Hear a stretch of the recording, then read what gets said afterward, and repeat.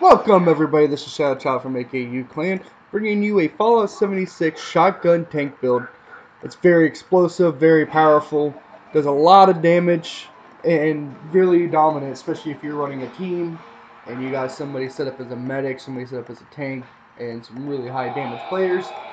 This will keep you in the front doing massive amount of damage up close while taking a lot of hits.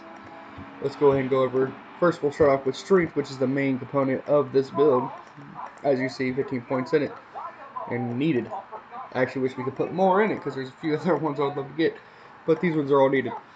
First we got level 3 on Shotgunner. Of course, your shotguns do 20 plus damage. It just increases. Next is Barbarian, one of the most important parts of this build of keeping your tank up. Every point of strength adds +4 damage resistance. Increases throughout it. You want it to be level 3.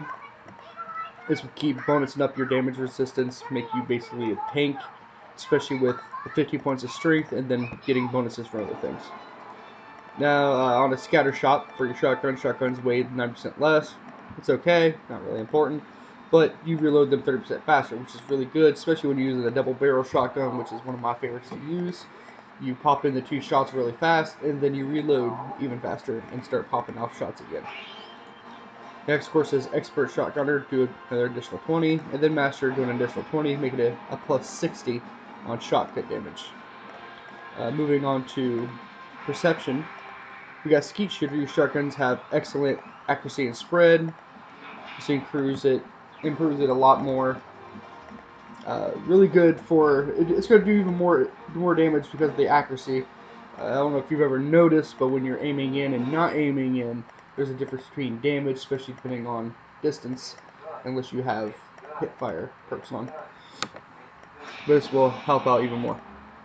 Next we'll go over here.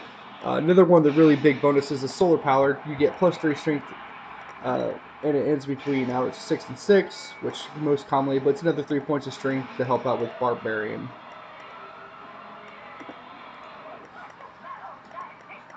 Next up is Adamantium Skeleton. Your limb damage is completely eliminated. Of course, you want it on 3 as well. Same thing with Solar Power.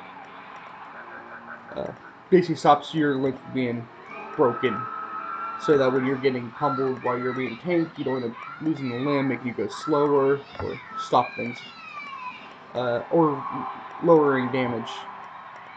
Next up is Ghoulish Radiation. Now regenerates even more of your lost health. It helps out when you're in a raided area, or if you need to eat some food. When you eat some food with the radiation, it'll heal some of your health. So of course is very good for that. You went to level 3. Rad only has 1 level. The greater your rads, the greater your strength. Basically, you get rads from everything in Fallout 76. This is a way to keep on increasing your strength, which not only increases your carrying weight as well, which is always really good. Especially since you're probably going to be wearing power armor and having heavy guns, shotguns, multiple different weapons. Last but not least is Lifegiver, level 4, and you gain a total of your 45. You get a bonus of 45 to your maximum health. It's more health, of course. You're a tank. You want as much health as you can get. Of course, in endurance, you get more health points. Anyways, so we got that up to 14. Next is on to Charisma. Bodyguards gain 12% damage and energy resistance. There are 6 for each teammate, excluding you. So the more people you're playing with, the more damage resistance you're going to get. And this build is meant to be around a team of 4. That's what we usually play with, team of 3, team of 4. And even if you have 1 additional person, that's an extra 12 damage resistance, which is good. Next up is Suppressor. Reduce your target's damage output by 30% for the next 2 seconds after you attack. So when you hit them with an attack, boom, you're going to take 30% less damage from that creature. And it's also going to do it to other creatures. Their damage to your other teammates is going to be 30% less as well. And then Tenderizer, you do 7% more damage 10 seconds after you attack. So when you hit them, they're going to be weaker and you get stronger. And you want all those at their max, of course. Then we go on to Intelligence. Gunsmith is the only thing in Intelligence. Level 5, though. It makes your guns break 50% slower. That's the only reason why you got on here, because you can move your cards around so that when you're in combat, you want to put your combat perks on, and then when you're working on crafting and whatnot, you'd put stuff like this on. But this one we keep on just because it's a 50% slower break on your weapon. So when you're using the shotgun a whole bunch, especially when you're farming an area, you don't have to worry about them breaking and have to go repair over and over and over again. Moving on to agility, we have Enforcer and Adrenaline. Enforcer, your shotguns have a 15% chance to stagger and a 30% chance to cripple a limb. It's just another chance to, stop your enemies and opponents that you're shooting at. And then Adrenaline, gain 10% max damage for 30 seconds per kill. Duration refreshes with kills.